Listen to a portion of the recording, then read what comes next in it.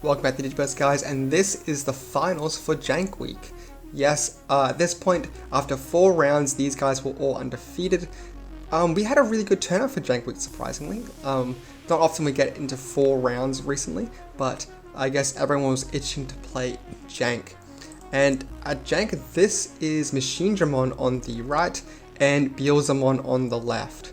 When we set the parameters for JANK week, we said if it's better than Beelzemon, then it's JANK. And of course, we have a Beelzemon player coming round. So Impmon coming in, getting the option, we'll get a bonus memory, and then another option bonus memory having to mill more cards. I think with the Beelzemon being milled. Actually, no, the Beelzemon being milled brings back the Impmon. Really amazing mills here for the Beelzemon player.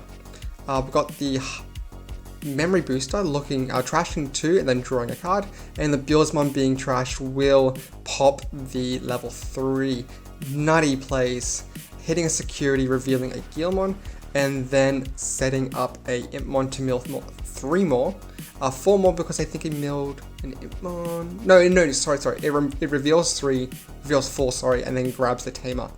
I'm not all too familiar with these Impmon effects. Sorry for the shaky cam. These guys are playing very aggressively despite it being JANK week. It's pretty fun to think about. Setting up a blocker here. No Machinedramons, unfortunately, for the Machinedramon player, but he does have the rookie setup in his nursery finally, so he could be getting plenty of draws from that Guilmon hitting, which will hopefully set him up for the Machinedramon next turn, as long as he lives, because he wasn't able to remove anything. And this blocker here probably won't survive the swing when the Beelzemon player wants to go in. Is that a passing, or can we bring back the memory? Yes, the Skull Satamon, I think it will give them 2 memory, and then popping the blocker. Really nice here. Hitting in with the Impmon. This is an option to gain back memory, so you can discard a card to gain back 2 memory, and then he'll start the turn on 1.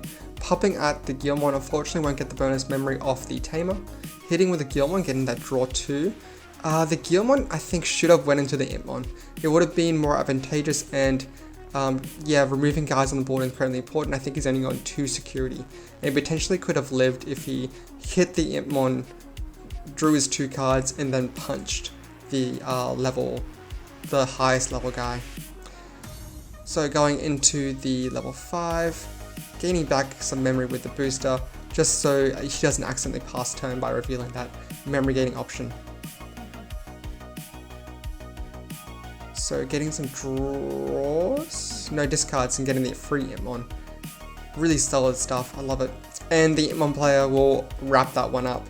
Really unfortunate for the Machinedramon player not to be seeing their Machinedramons. Hard playing the rookie here to get the discard draw 2. Hopefully they're going to be seeing what they need to be seeing. What they need to be seeing for, at the start of the game really is the Guilmon in order to get the draw in their nursery, get the advantage out from pushing out a guy, and the draw 2 of course when it hits the next turn. Really unfortunate stuff here. Hard playing the Machinedramon might not be good advantage here. Hitting in with the Impmon, discarding a card, discarding the Beelzemon, sorry, not discarding, milling. Sorry, there's a lot of mechanics going on here that I'm not 100% familiar with, because it is JANK week. It's not decks you typically consider too often. Going into the Beels, milling 2, popping the guy. Good advantage here for the Beelzemon player. And then getting the free swing in, revealing a level 6 to punch it out. This is an illegal move here. A call, he can't actually activate calling because he has no purple cards on the board. So keep that in mind going in for the rest of the game. That might actually be, it's not too egregious because it is an own, it doesn't really affect the board, but getting the exact cards he needs in order to make this Digimon might be, kind of game altering. Well, I'm not too sure how effective it is, really. Guilmon hitting in, getting those draws that he needs. Hopefully he'll find that machine. Here is the memory gain and the draw. These guys are really passionate about their jank. You can see just by how hard they slam down these cards and the memory. And there's the Chaosdramon, I think that's its name. We'll grab back and Evo underneath it, and then kill that Dobemon. Dobemon triggering, milling 3, then adding back a purple Digimon, I believe. Or Tamer. Purple Digimon? Purple Tamer, yep. And that get the Owie and trashing 3 with the Impmon effect. So, we'll go into Nursery. Good field presence by the Machinedramon player, but looks like we're just evoing up in the Nursery in order to keep it protected and go for a Beelz next turn. So the Chaosdramon will swing, tapping the Tamer to get that draw. And then here's a new card. This machine card option. When you play a machine, it gains Blitz and Rush.